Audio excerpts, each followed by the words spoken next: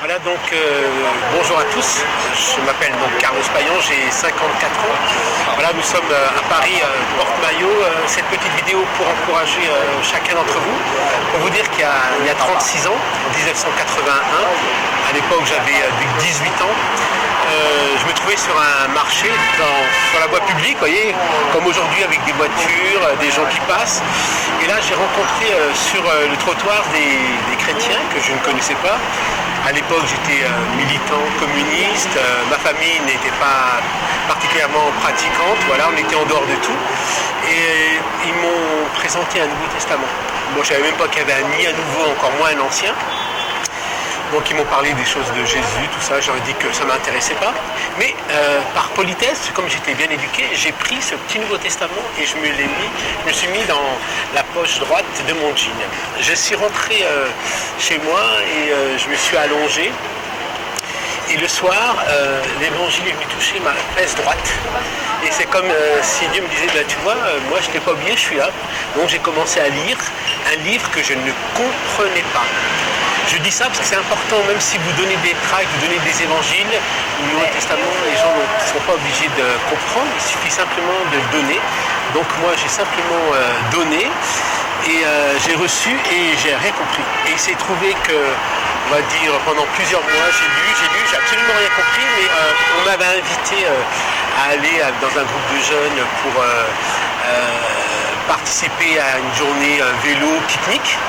Donc j'y suis allé. Et ce qui était très étonnant, c'est qu'au moment du repas, il dit on va prier. Je dis mais qu'est-ce que vous allez faire, prier qui? On va prier Dieu. Et ça c'était mon premier contact, j'étais surpris qu'on prie Dieu comme ça, de manière si libre. Et donc j'ai lu pendant des mois. Et à l'époque je ne savais pas ce que c'était, mais aujourd'hui je pourrais vous le dire. C'est le Seigneur à l'intérieur de moi me cherchait. Et donc je crois que je me suis laissé trouver. J'avais envie. Et j'avais pas envie, j'étais un peu travaillé, mais au bout d'un moment, un jour dans une réunion de jeunes, il y a quelqu'un qui me dit « Est-ce que tu es converti ?» Donc je connaissais con, mais verti, je ne savais pas ce que ça voulait dire.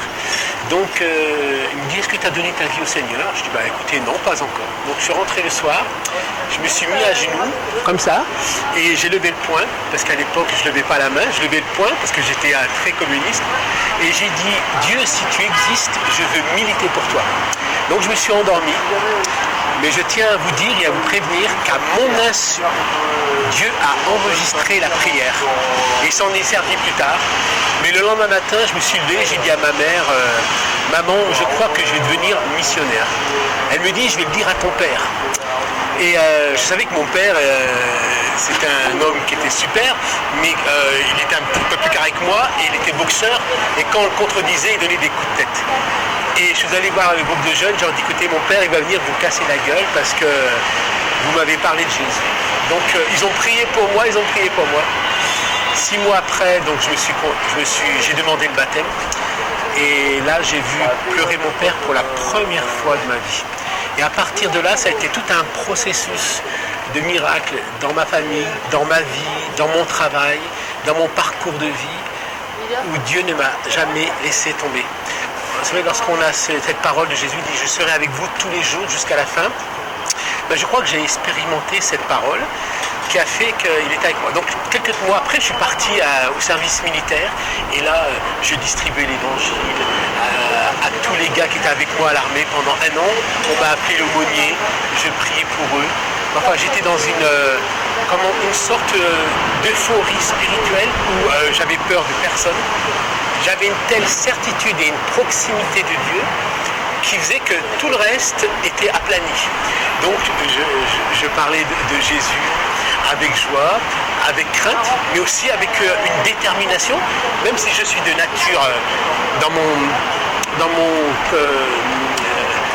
bulletin scolaire, c'est marqué timide, introverti. Mais à ma conversion, il s'est passé quelque chose que Dieu, c'est comme si Dieu avait retourné en sa faveur cette timidité et il l'a mis en sorte de violence, de compassion pour les autres. Et donc dans cette violence a été utilisée pour aller vers les autres, pour aller leur poser la question. Donc toutes ces premières années de ma vie chrétienne, dans la jeunesse, j'allais au marché tous les samedis, je témoignais de Jésus, j'interpellais les gens. comme les gens aujourd'hui vous parlent de la pluie du beau temps, ben moi je parlais du Seigneur, ben avec cette simplicité déconcertante qui fait que c'est quelque chose qui est réel en nous. Il n'y a rien de forcé, il n'y a rien d'inventé. C'était une réelle rencontre que j'ai partagée. Alors des fois on me pose la question, mais pourquoi la partager? Ben, tout simplement parce que dans le psaume 23, il est dit « Le bonheur et la grâce m'accompagnent tous les jours ». Mais c'est parce qu'autour de nous, il y a beaucoup de gens qui ne vivent pas ni dans ce bonheur, ni dans cette grâce, qu'on a envie de leur partager. Bien sûr, c'est pas, on ne les force pas, mais au moins, en tous les cas, on le présente. Et moi, je voudrais dire à chacun d'entre vous, pour tous ceux qui vont dans la rue, pour ceux qui prient pour les gens, même ceux qui semblent ne pas être intéressés, ne vous lassez pas de faire le bien, parce que tout ce qui est semé ne peut être repris par le diable. Ça, c'est une semence incorruptible. La parole de Dieu est une semence qui vient dans les vies, qui vient dans les cœurs, qui vient dans l'inconscient collectif. Et c'est le rôle du Saint-Esprit de rappeler tout ce genre de choses.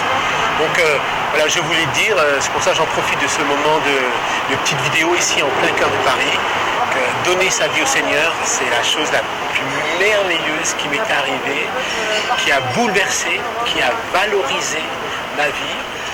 Et qui a donné un sens, une destinée. Aujourd'hui, j'ai 54 ans, et ben, je ne me lasse pas, je le fais dans des conférences, je le fais dans des villes, je peux le faire aujourd'hui comme j'ai fait aujourd'hui avec l'équipe dans la rue, mais aussi avec mes collègues, mais aussi avec mes voisins.